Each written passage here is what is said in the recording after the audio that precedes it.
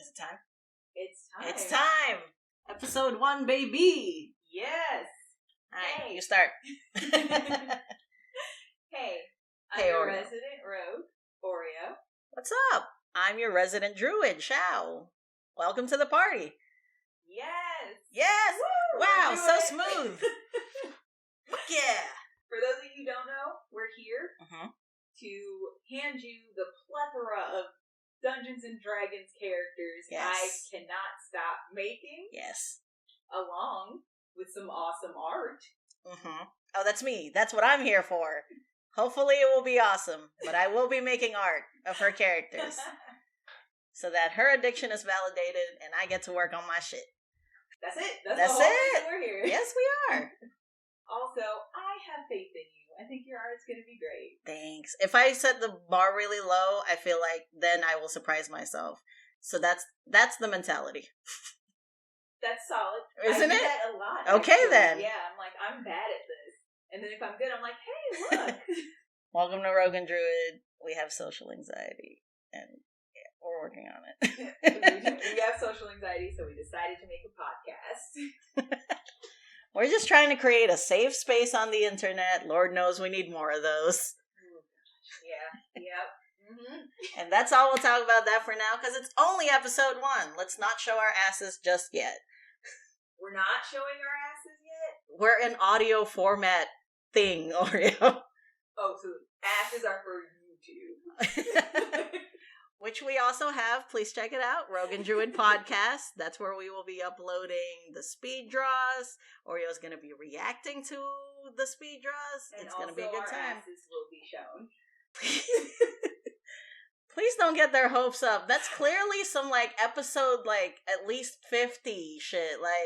We can't just out the gate with the ass. You gotta start them on the titties first. Oh, okay, so we're teasing the cleavage. Yes. Then full titty. Yeah. Then crack. It's a tough... Then full ass.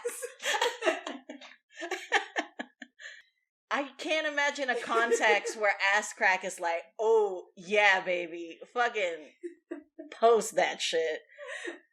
That is absolutely somebody's kink. Yes, and we don't kink shame around here. Not kink shame around here. I just don't think I could pull off any sort of sexy ass crack. Nude, lewd? Oh, you know what? I just thought of a context in which somebody probably thought an ass crack was sexy. Plumber kink. Yes, absolutely that.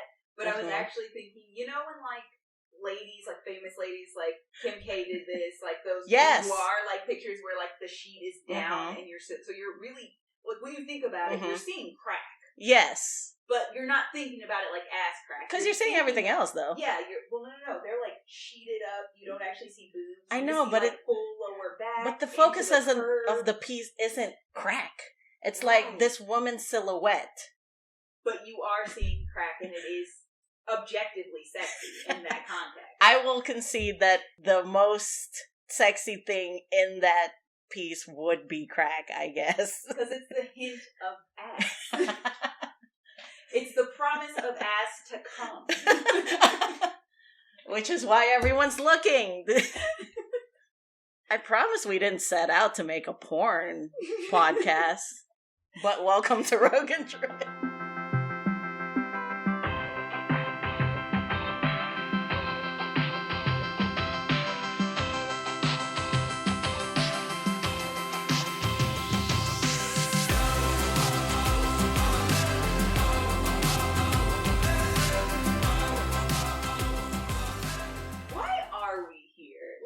Actually get it. I think we've talked about Yes.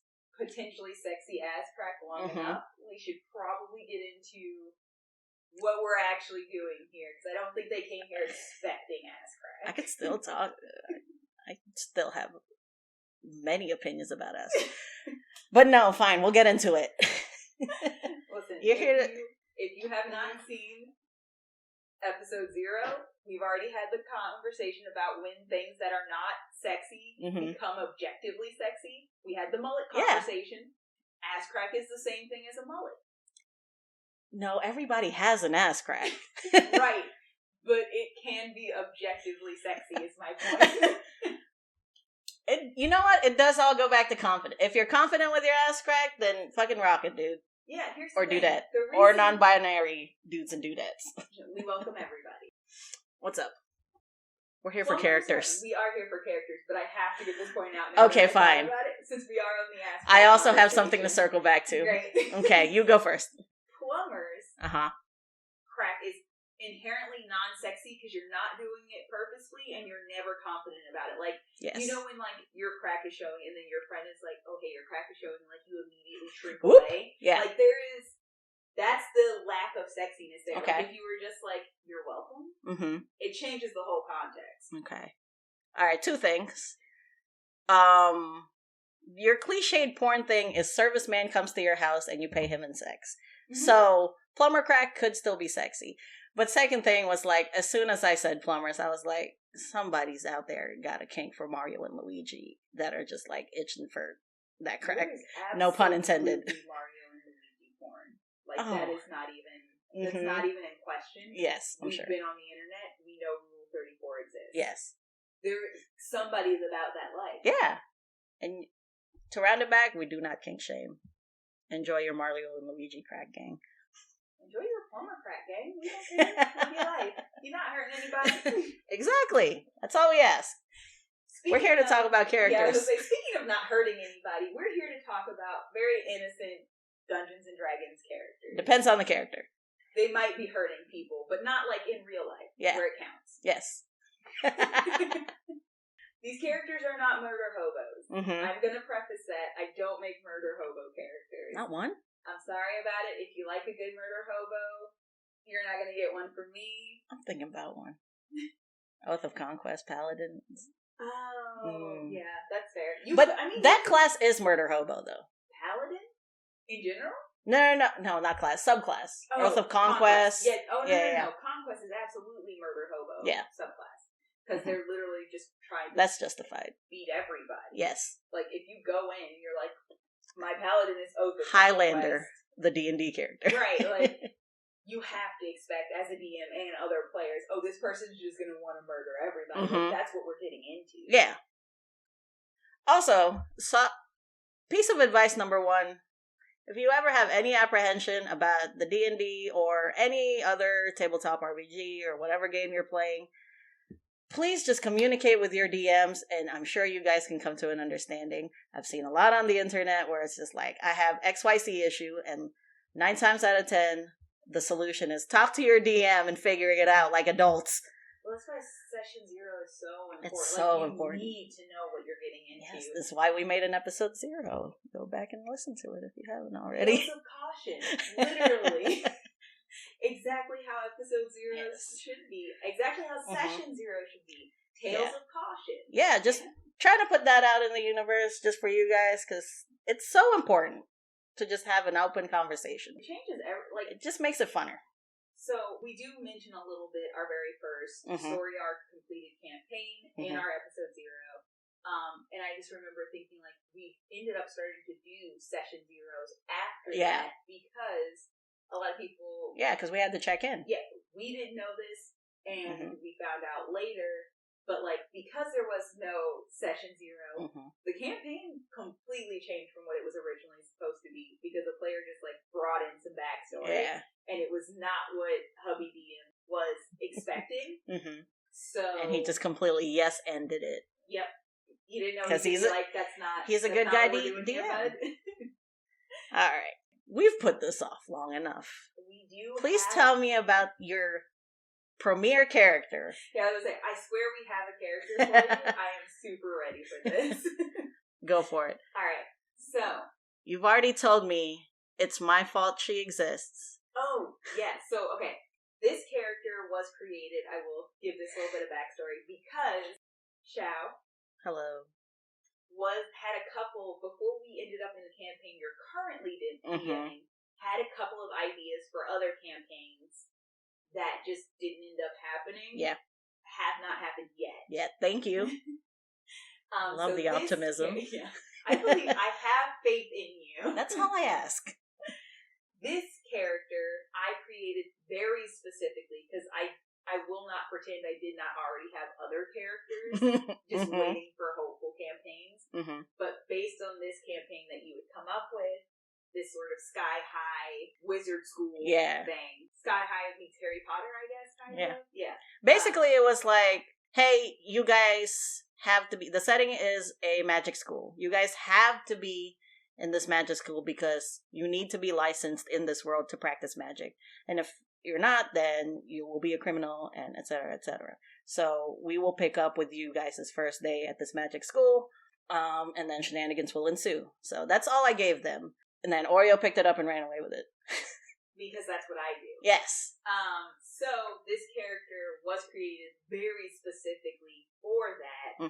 But, and when we get into the backstory, we'll go over this. Because of the character I created, and I do this a lot with characters, I do have the ability, and you will have the ability, to change just a little bit and have this character still work in your world. Because it's not, her backstory is not so inherently tied into this magical school Oh, absolutely not. I was just like, hey, make a magic boy. Yeah. That you have to play it in this kind of campaign. Like, literally one line change, pretty much, and you can have this character just be in any party somewhere else in the world. But, so the character we are working on is Safiya Sepret. Safiya.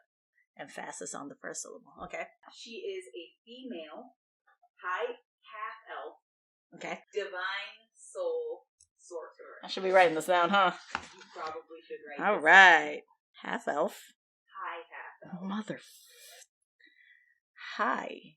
Comma high. You said divine soul sorcerer. I got you. I got you. All right. This character is basically experiencing just life outside of where she grew up for the very first time. That's the basic premise of this backstory. V sheltered. Yes. Okay. So, for her specifically, what I did was, she doesn't have a nickname. She's not really, she's not ever had friends. She just fully goes by Safiya. She is very young because she was, going off to school for the first time. So, she's, 18 years old. Emotionally. Yeah, obviously. Oh! Well, no, as a half-elf, she is still, actually 18. Legitimately 18 years old. Yes.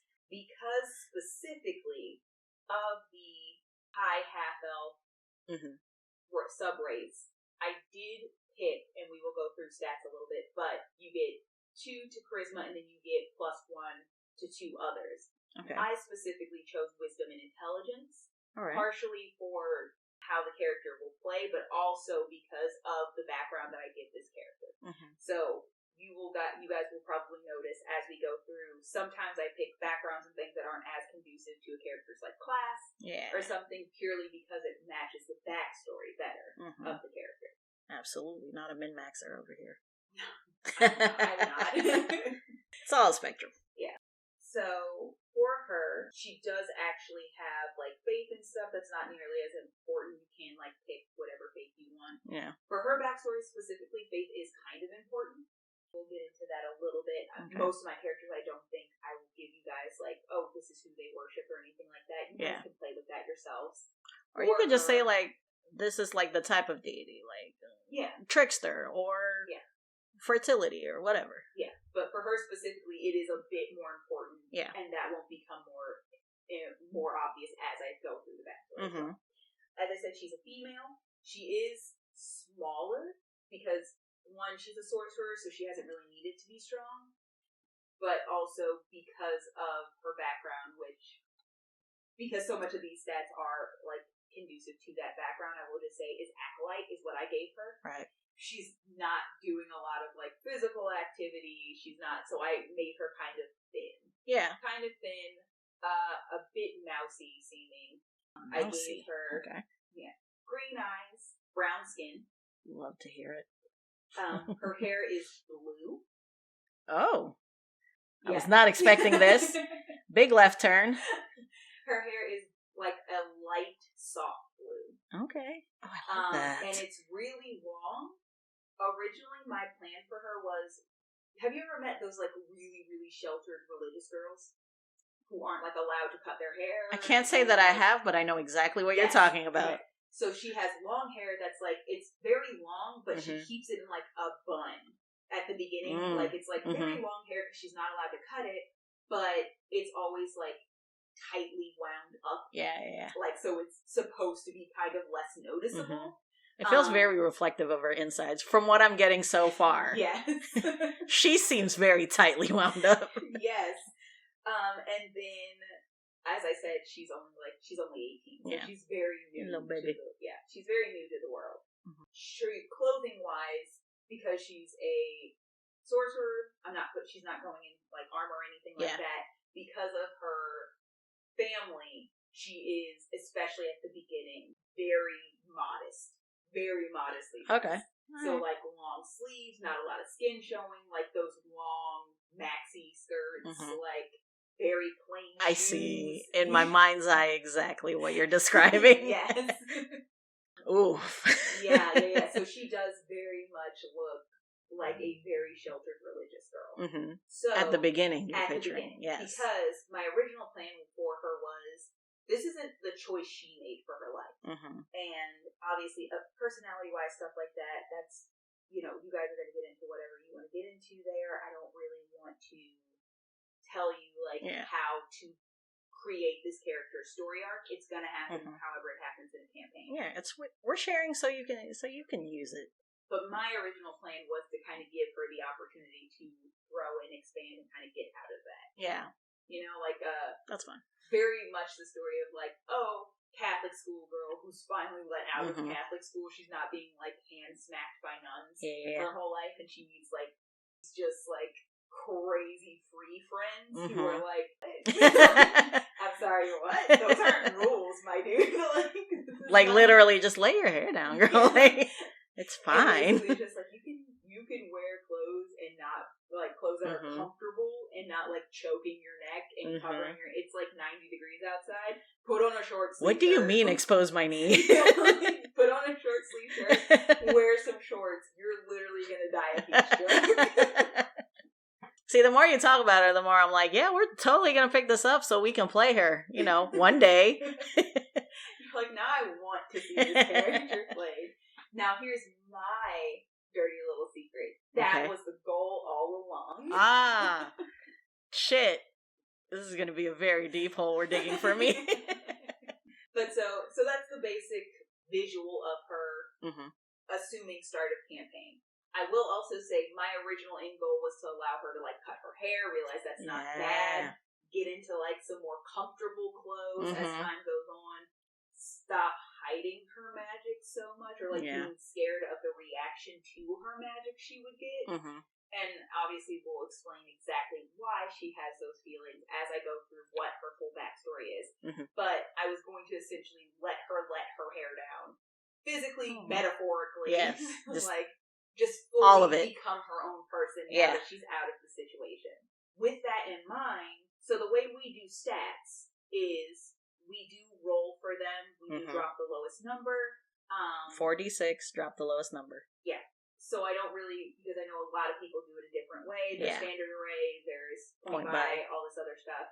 So I'm just going to basically let you guys know, obviously, as a sorcerer, the very biggest thing you want to put all of your highest, whatever you decide your highest to be in, is going to be charisma. That's why being half elf also helps. Yeah. Because you got the +2. +2 to charisma. I also put more in intelligence because she was an acolyte. Yeah. So it made sense for the background and the backstory that I created that she also has a high intelligence, which was fun as well, just because a lot of people kind of dump intelligence as sorcerers. Because they're charisma based, they don't need to be smart to do magic. It's just, this just happens. I didn't know you had to study this. So for her, because of how much she grew up around, like, books and being sheltered, like, she did just kind of escape into reading and stuff. So she just got really smart. Just as she was living. So intelligence is where I put her next highest. That's not super important for the character. Honestly, if you're going to put it somewhere else and not kind of keep the rest of parts of that backstory or keep Acolyte as your background, I would say probably Dex is better because the character isn't supposed to be super strong. But as a sorcerer, she's gonna be kind of squishy. So if you want to be able to protect her better, you want Dex to be in game. If you don't want her to die as quickly, yes, put it in Dex and give her a better. Mm-hmm. But I am liking like your choice for it, which is like don't put anything into her physical abilities. No, so her con is the lowest. Oh my! Her con is the lowest because because it makes sense.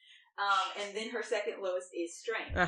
So either charisma, then intelligence, or charisma, then Dex. Right. If you're playing the character with the background and you decide to put Dex as your next highest, intelligence should be the next highest after that. And then, whatever. You can mix and match the last three.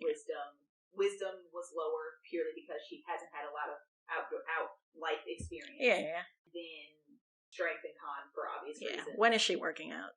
Like maybe you could say strength a little bit higher because she's looked in a lot of books in that library, but like it's really, like I said, fully mix and match those last three. The top three for this particular character: charisma first, then either Dex or intelligence, and then flip flop there. Yes. After that, obviously we get to jump into, like I said, I gave her Acolyte. But like, tell me her deal now. Yeah. So I did give the background Acolyte because of this backstory I'm about to give you. For Acolyte, I actually gave her Sleight of Hand as the extra skill that you get. Yeah. Once again, this is something that you This is for the book page turning? No, actually, so it's partially for the page turning, but it's also partially because she wasn't sheltered by her choice. Right. Right? And then I also gave her, it also gives you a lot more languages, and because of the high intelligence, it makes sense. So for High Half Elf, I gave her Celestial, because she's Divine Soul, so it made sense. Yeah. And then for languages, just purely her learning languages as she's going through these books, I gave her Sylvan and Infernal. And Infernal was an absolute act of defiance. Okay. Spicy. Yep. So much fun for me, honestly. I'm honestly more excited about Sylvan. Sylvan just sounds fun. My druid's coming out. So, Sylvan and Infernal, honestly, were full active defiance languages. Yeah. I gave Celestial purely because it makes perfect sense for her being Divine Soul, just having innately the knowledge of Celestial as a language. And then, as I was deciding who she was as a person and what her full backstory was, I picked specifically Sylvan and Infernal as the other two languages she got. Not because I thought they would be particularly helpful in the world, but because I thought, this girl There's a solid reason why she did this, though. Is looking for tiny pieces of, like, ways to rebel against what's happening in her life. And as a teenager, you know what that feels like. You know exactly what I'm talking about. Like, those tiny rebellions that you get to hold for yourself. And also, it seems like the kind of Sylvan specifically would kind of connect her to the half elf of her. You know, like she wants to like chase that little bit. Yeah. Because she already knows Elvish, but Sylvan is supposed to be like the Fae language. So like she's chasing more of that background just to kind of connect to it better. And then Infernal was just fully like, fuck you, Dad. Like, I make my own life. Speaking of fuck you, Dad. Her family is set up is her mother, Arzima. Her father is actually unknown. Oh. And then she has a stepfather named Ramus. Okay. That's where she gets the last name Sepret. Which dad are we fucking? Stepdad. Yeah. Fuck you, stepdad. and this is a really interesting part, she has 5 step-siblings. Her mother and stepfather had 5 other kids afterwards. Okay. That was also... So the other 5 are all fully siblings. Yeah. Okay. No. Half siblings. Her mother and stepfather. No. Like the other 5 within themselves are all full siblings. Oh, yes, they are all full siblings to each other. I left them decidedly empty of personalities because she doesn't know them that well. Right. Because her mother was nearly shunned by her community. Once again, this community that I created for her is very religious. Yeah. She was nearly shunned by them because she got pregnant with a bastard of a traveling high elf. The blasphemy. What a charlatan. Yes. So she's never met her father because he was just some traveling high elf. Yeah. The Reverend Ramus, who'd always kind of actually had an attraction to her. Quick side note. Yes. I just want to point out that immediately in my head, the traveling high elf was a bard. That's the whole thought. Please continue. I kind of love that, and so I will also say I did not give the father any more detail other than traveling high elf because her mom wouldn't talk about him because what happened was shameful. It literally almost got her kicked out of her community. Like, she is highly embarrassed because of the community that she grew up in and lives in, of this falling for this high elf, not getting married, having sex out of wedlock, getting pregnant. There's so many roots to the real world. Yes. And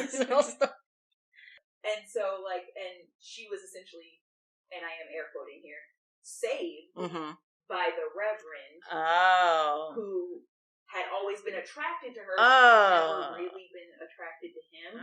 But as the Reverend, obviously he's held in pretty high regard in this community. I see. He was like, I will marry you and kind of save you from being exiled. Like, you and your child, I will save you. I will save you the shame of your child being a bastard. Even though technically she's not his child, so she kind of still would be a bastard child. Yeah.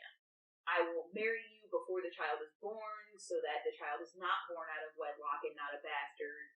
And I will also save you from this by kind of like taking you under my wing and keeping you from being exiled. People will respect my word and my forgiveness, quote unquote, of this sin. Okay. So, dude sounds so gross already. No, he's supposed to be the worst. Feels like it. So of course she agrees to marry him. Yeah. Because she's like, I have nowhere else to go. Of course she doesn't want her entire life uprooted. So she's born, and she's born half-elf. So she is an obvious marker of her mother's shame, essentially. Like, there's no hiding this is a half-elf baby. Yeah. There's no hiding the truth of the past of her conception. Like, you're not going to get out of this. Which is made sense, because obviously it's a human in and out. This is what you're always getting, right? Yeah. So she's born, they see that she's a half-elf, and they're like, what do we do with this child? Because we're never going to get past your shame of out-of-wedlock sex and pregnancy with this child kind of walking around reminding the whole community that you did this naughty thing that you did. Okay. So was she also born with the blue hair? Yeah, she's born with, they called it the markings of divine blessing. Okay. Which is a big contradiction of what her origin. They would assume based on her origin. So she's just straight up born divine blessing. Yeah. But also half-elf. Yeah. It's like two sides. Yes. Which is one of the reasons why I love this idea. Yeah. Blessed by the gods, but like made of sin. Yeah. But then she's born with this almost celestial blue hair, these beautiful, like, rich green eyes. And you can see, obviously, in her birth, like, this is still the out-of-wedlock child, but, like, she has been touched. She's been blessed by the divine spirit. They chose her, essentially. Ha! Yes, it's like her entire existence is just a slap in the face to the Reverend. Yeah. Which I also love. What is up with you making characters with, like, gross dudes? Raising them. I grew up a woman. No, too real. Okay. Oh my goodness. I'm sorry I asked.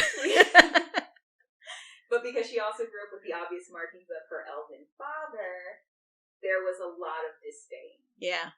For her. Clearly. Still.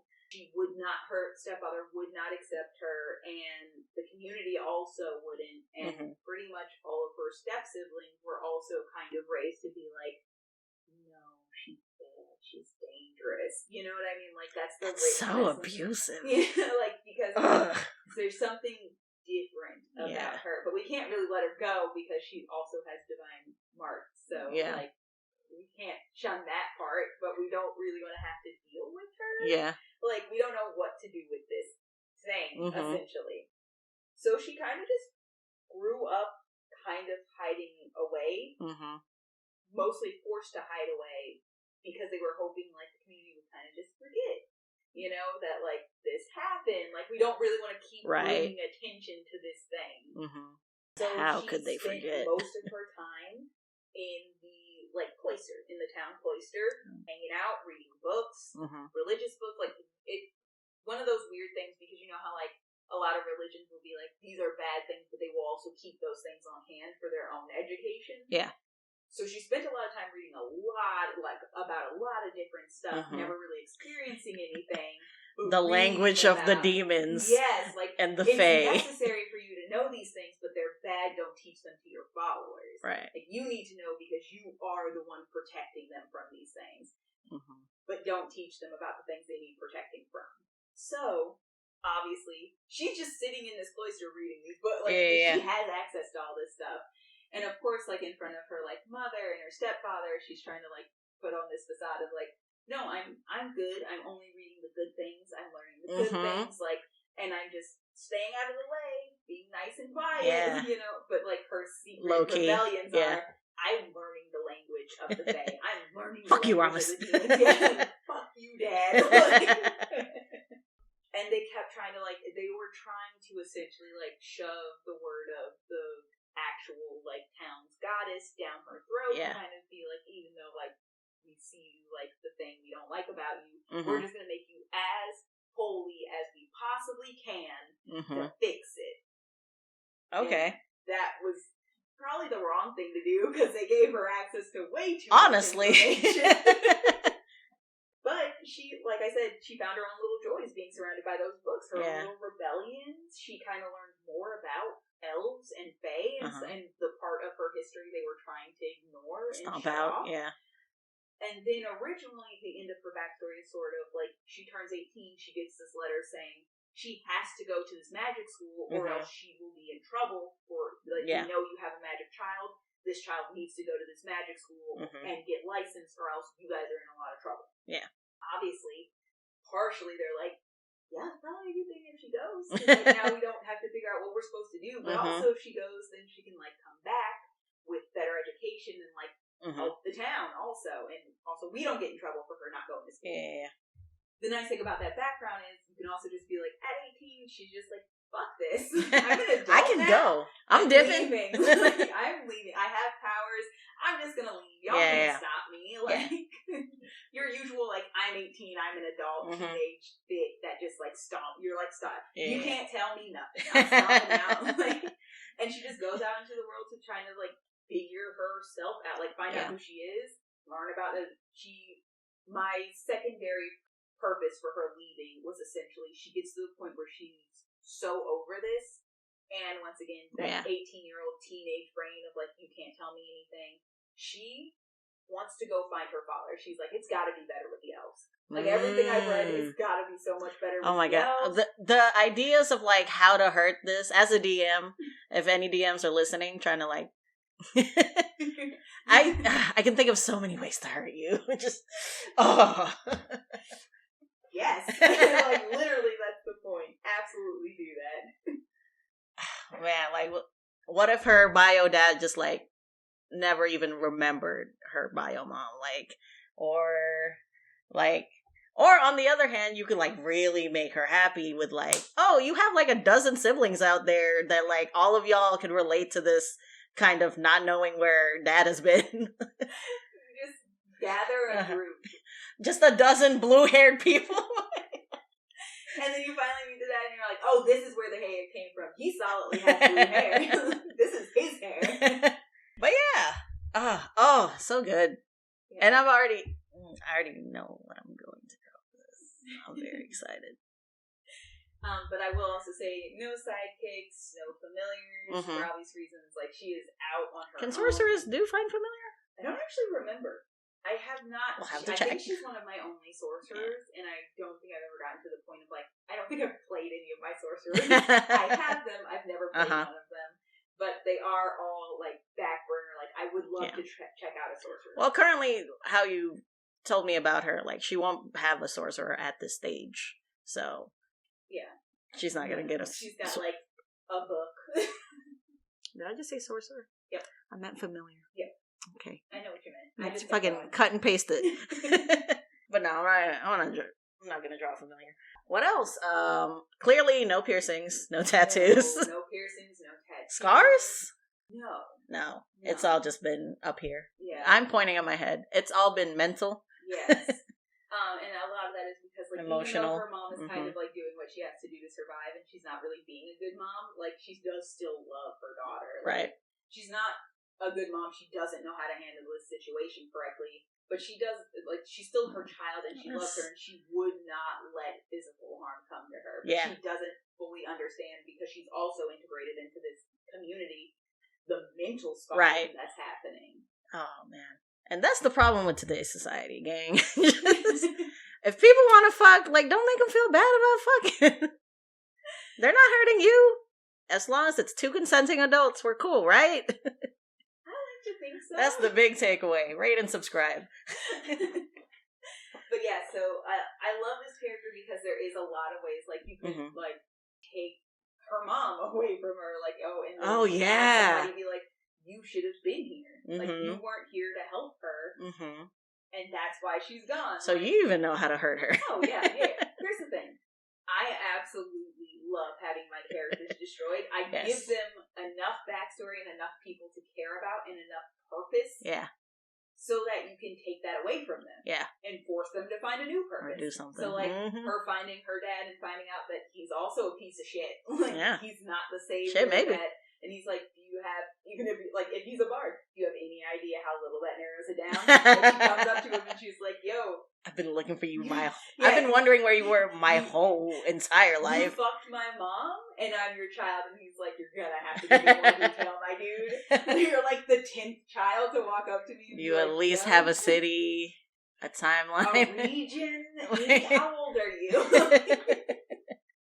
And then, like, just him being like, listen, I'm not a father. That's why I don't stick around for this part if it happens. Like, I don't stick around to find out if this is a thing.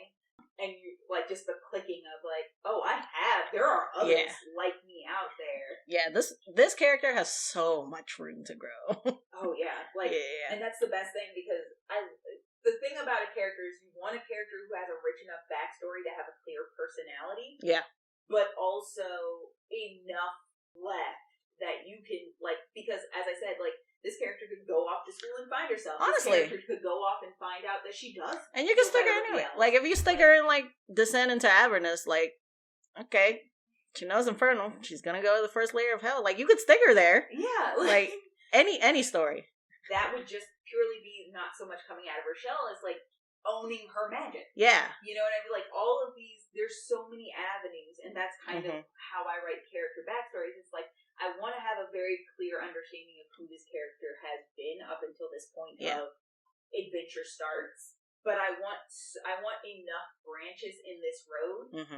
Like, she could just lose her shit in full evil. Yeah. Like, she could just get so tired of it. Like, she could go out into the world, find out that most of the people she ends up running into happen to be, like, shitty. The elves don't accept her. Her dad's she terrible. Could go in an evil campaign. Just be like, oh, so people just suck everywhere? Fuck this. Fuck people. Yeah. I'm out for myself now, like they all have been. Or complete opposite. Like, her dad could be wonderful. She could find her a place with the elves. If you still want to hurt her, you could take him away after that. Like, she finally finds him. You know I would. Just make him really happy to know he has a child, and then bang! Yeah. And dead. She just stays with him for a while, and then he goes off on one of his little bard adventures and never comes back. And you have a whole entire campaign right there. Like I said, he could just that would be so fun. That would be. Or just like tracking down a bard's shenanigans. Yes. Once again, like, if the dad's a piece of shit, but she finds out she has siblings, like, her new purpose could just be like, I want to find my siblings. Yeah. My other half-elf siblings. The family that wants me. Yeah. Yeah. Found family. I'm feeling a lot of themes from our actual life. Is that her? Was that everything? That's everything. Oh, I should tell you, because I do have, like, a lot of these characters do kind of have, and she'll be interesting because she doesn't super have, like, a weapon of choice. Yeah. Because she's never had to fight. Like, this is very much, she's not had to fight before. She throws books. She has a book that she does carry, which is like, oh, the history of the country. Like, she's just trying to figure her way through. Like, there's maps in the book, so she's like, she doesn't realize how old this book is. So, like, she is super lost. But, like, she's like, no, this settlement should be here. And they're like, honey, that's a whole ass city now. But obviously she does have the usual, like, starting equipment, like a backpack she bothered to bring. I did give her crossbow and a dagger. Okay. So she does have, like, because obviously, once again, I dumped Khan, so I wanted her to be a ranged character because that's a little bit safer in the fight, and also because she's a sorcerer already, she's going to have a lot of ranged spells. No reason to get up in the mix. So she should not be in the mix, but if she ever has to be in the mix, I did also make sure she had dagger, just in case, but the dagger was also way more for utility purposes. Yeah. And it's like a last resort in a fight if she ends up, like, somebody ends up right up on her. But she solidly would carry that dagger around, and people were like, oh, you're armed. And she's like, I use this to, like, trim berries off of trees. Like, this is for my apples. Yeah, like, apples, berries off of trees. This is how I skin the rabbits that I have to hunt. Like, I'm not. What are you talking about? I don't know. It's my chef's knife. Yeah, basically. This is not a weapon. This is a utility for item. Right. And then obviously she does, as a sorcerer, have to have, like, a focus. I gave her a staff mostly because I was like, well, she's traveling. Like, she's now on her own traveling. So I did give her a staff, but it's almost more like a walking stick. Like, at the very beginning, she has not figured out how to utilize a staff as, like, an item to focus her magic. Gotcha. But it does end up becoming her magic. Her focus. Yeah. So the staff and the crossbow will solidly be her biggest things, but at the end of the day, it will end up being the staff, which at the very beginning is solidly more walking stick than actual. Like, she'll start to figure out, oh, my magic is channeling through the staff, but, like, it's gonna take her a minute. For some reason, my spells work better when I'm walking and hiking. Yeah. I don't know. That's just the thing. I think at some point I would just imagine her, like, she has the staff and, like, she just panics and hits somebody. I'm into it. Yeah. Yeah. And I got it.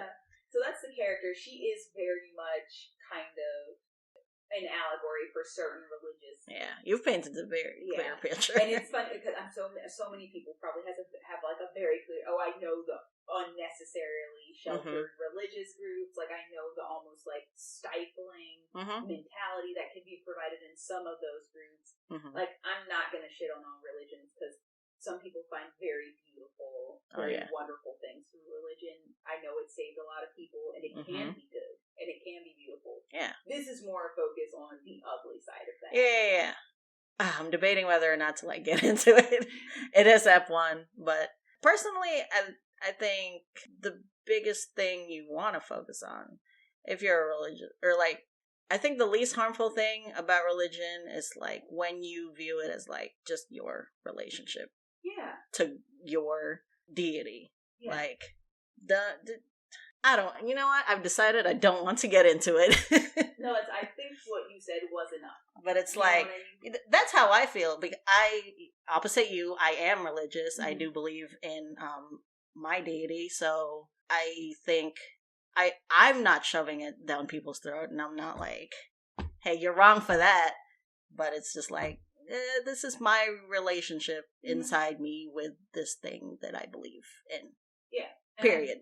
I also think that's the beautiful thing about our friendship, because also Hubby DM does have a relationship with the deity, similar to you. I personally don't really have much of one. That doesn't mean I think it's incorrect.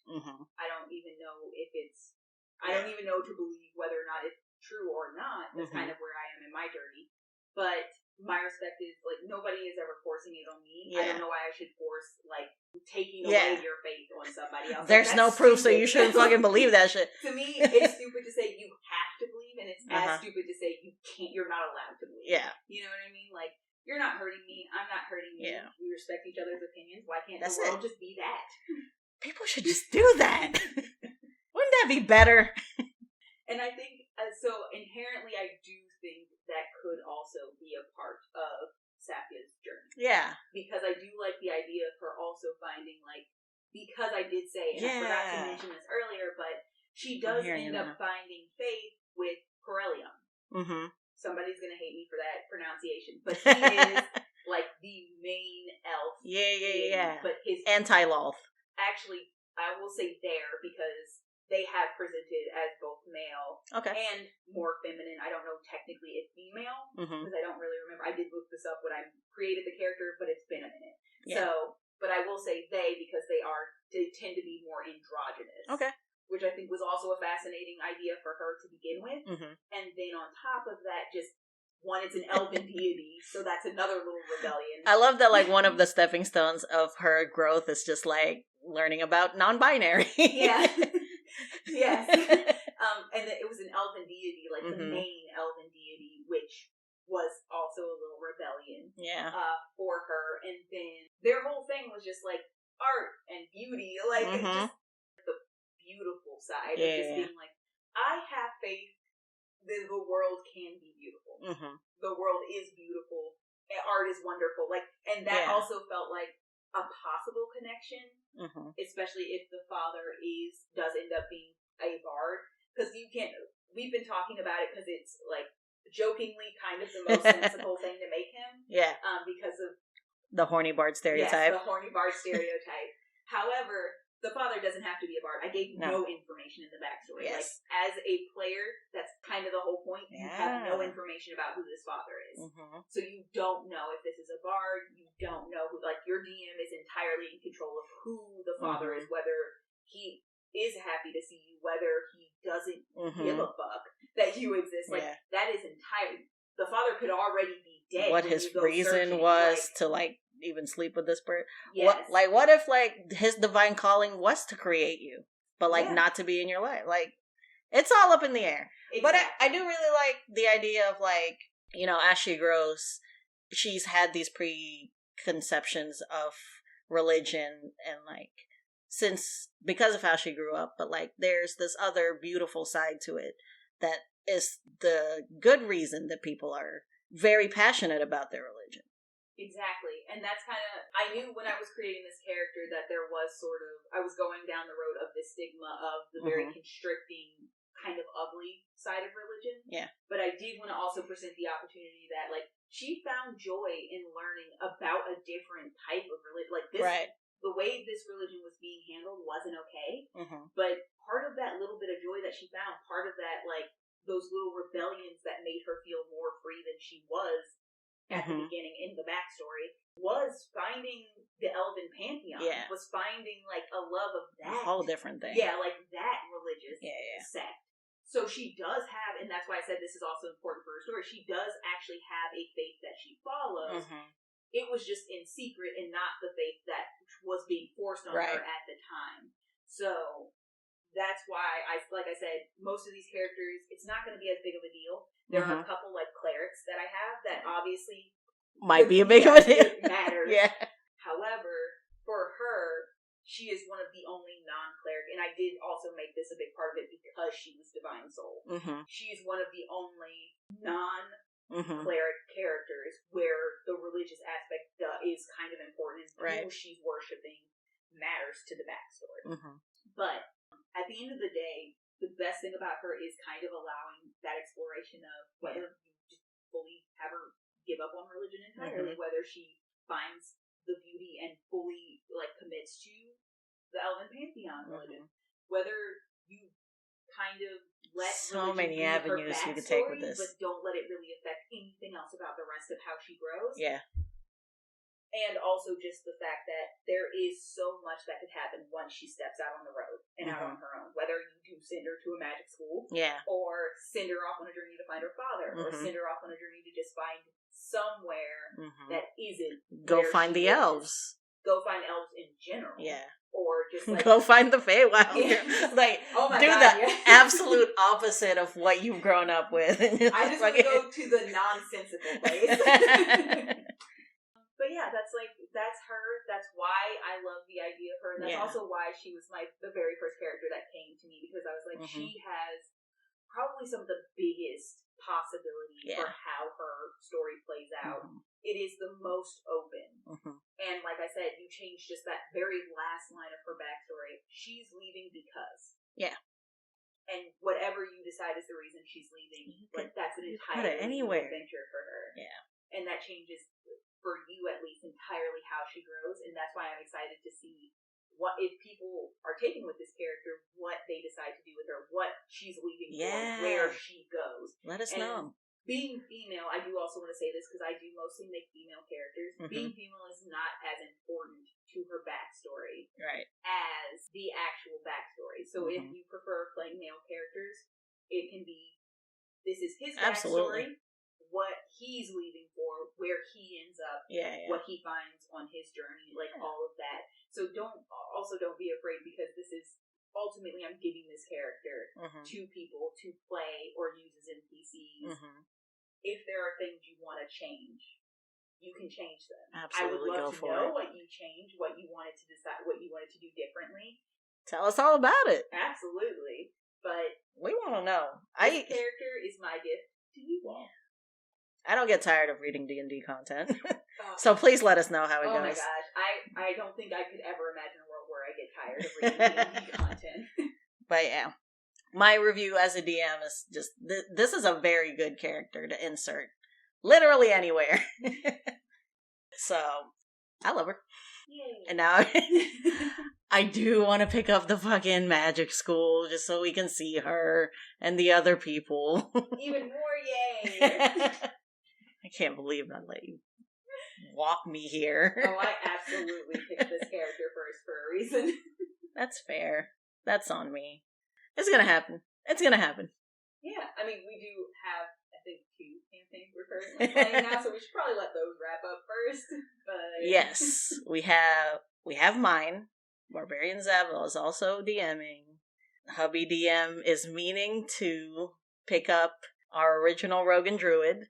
So we should probably let some things. We got time. First. Yeah. We got time. Please steal this character, not for like monies, but like, you know, for your campaign, for your book, or like even if you're just playing a video game where you can create a character, like you can just in your head be like, this is where this person came from. Absolutely. Oh yeah, like Dragon Age. Just put this character in Dragon Age. Yeah. As a mage in the tower. Yes. Yes. See, she's so insertable. I'm so sorry. Maybe that's another stepping stone in her coming of age. Yeah, exploring her sexuality, man. You know, that's fun. It's all a part of like growing beyond what you were growing up with, especially if you grew up especially if you grew up religious. But yeah, we would like to reiterate. Yes, what do we reiterate? There will be on our Instagram a speed draw. Yes. And the final drawing of this character. With Oreo's reaction. My reaction will be on our YouTube. Yes. As well as the speed draw. We should probably give them our tags. And the final still image. So you can find us on Instagram at Rogue and Druid. We will be the picture of a Rogue and Druid. Crazy. And then you can find us on YouTube at Rogue and Druid Pod. You were not confident with that. You were very confident with the it is Rogue and Druid Podcast. We'll have a link on the one so you can find the other, and we'll also have a link here for you guys. We'll absolutely have a link because I'm a mess. I could not remember which one was which for a second. Anyway, thanks for listening. Enjoy the character. Bye, party. Bye, party. You fully fell off.